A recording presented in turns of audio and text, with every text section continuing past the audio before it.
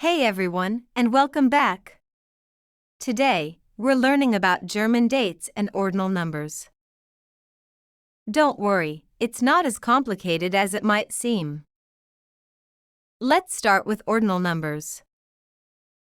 In English, we use first, second, third, and so on. In German, it's similar, but with a twist. Here's the basic structure. We add te after the cardinal number to make it ordinal number. But there are some exceptions, like the first, the third, and the seventh, as the red letter showed on the screen. Now let's practice from the beginning. Erste, zweite, dritte, vierte, fünfte, sechste, siebte, achte, neunte, zehnte. Now let's practice the questions and the answers in the box on the right side together. Der wievielte ist heute?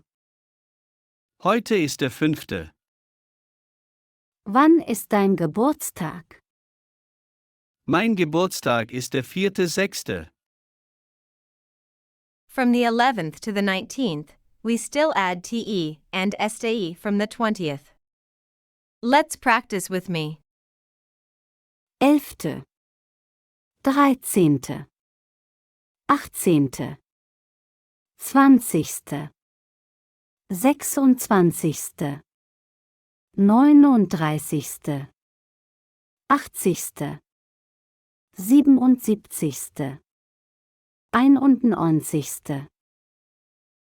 Well done! This page shows you some more example of the sentences using the ordinal number and the date. If you are ready, read it out loud. Wann beginnt der Deutschkurs? Der Deutschkurs beginnt am 1. Oktober 2024. Wann sind Sie geboren? Ich bin am 21.08.1988 geboren. Feiern Sie am 1. Mai? Ja, wir feiern den Tag der Arbeit am 1.5.